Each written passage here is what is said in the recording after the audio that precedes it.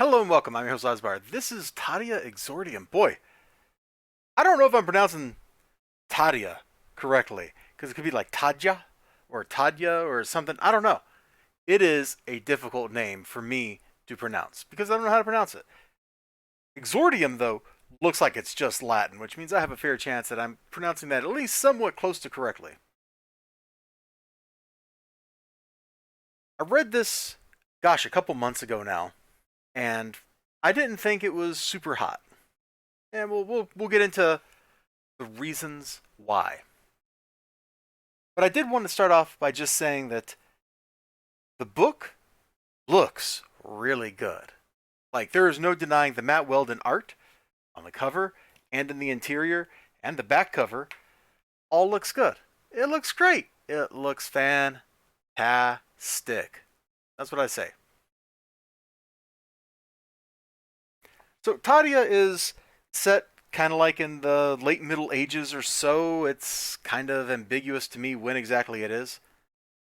And maybe the exact time period doesn't really matter because the book has, lots of ahistorical things in it, like, witches and Fomorians, which I get, Irish folklore and all that. Like, I get it.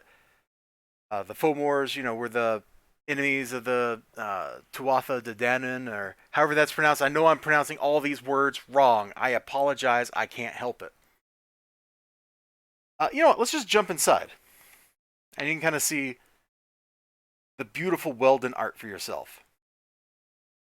One of the things that makes this story kind of hard to explain is it crosses like 3 generations or something, because we got like this dude and some witches come for his eldest daughter.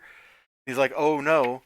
And then we like fast forward a little bit, and we got like that daughter is now like having a daughter or something, and then that is the title character. Like, I don't know. We just travel through time a lot.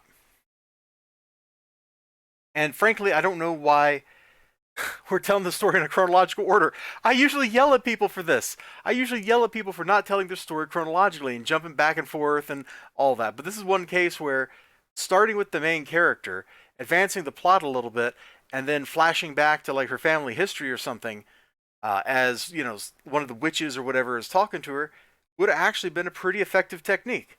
That's a lot like the way the Batman Mask of the Phantasm constructed its story, which that story might even went like 2 layers deep in flashbacks. I don't remember. It's been a while.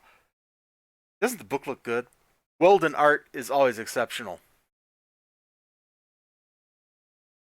The lettering is fine. Like, there's nothing wrong with it. It's there. It does its job, and it does not get in the way of anything. Which I'm giving you a thumbs up because sometimes letterers go a little bit crazy. But this was pretty cool, pretty nice in that regard.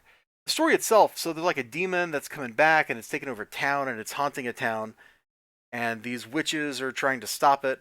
And it's been long enough since I read it that the exact details of who's who and what's what and all that doesn't really matter. What does matter is the book seems to take a long time to really get going. There's a lot of intrigue that's not really all that interesting to me, anyway. There's a lot of the church is evil kind of stuff going on too. Like, this is Final Fantasy 3 or whatever. No, that's not fair to Final Fantasy 3. There was no evil church in Final Fantasy 3, but that's a stereotypical fantasy trope. Is the church is evil. I get it. There's this thing called the Protestant Reformation. It happened. I get it. It kind of skewed the view of large monolithic churches. But once the story like really gets going and we get like some actual menace being thrown around on the page, stuff picks up. It's just a shame that that stuff comes so late in the book that it was kind of a trudge to get there.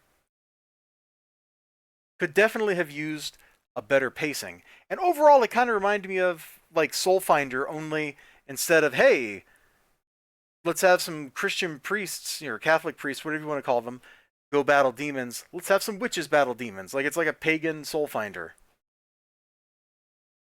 I don't know. I was really going into this hoping to really, really like it, and what I got was just okay.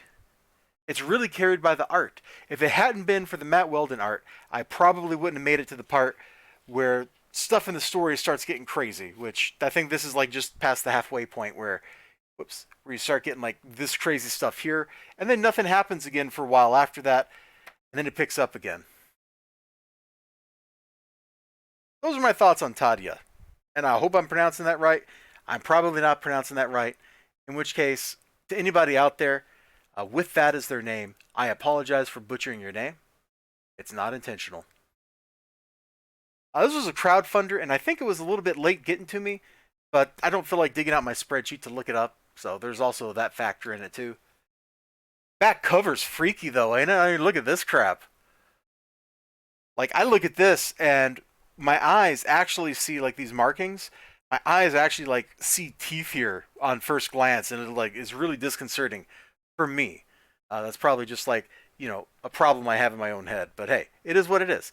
So check her out. See you all next time. And if you got this indie book, I would like to know what you think about it because I think the Matt Weldon art was really shining, and everything about it was not quite as good. Like we could have been excellent. Instead, we're just like kind of good. You know what I'm saying? You know what I'm saying. Bye bye.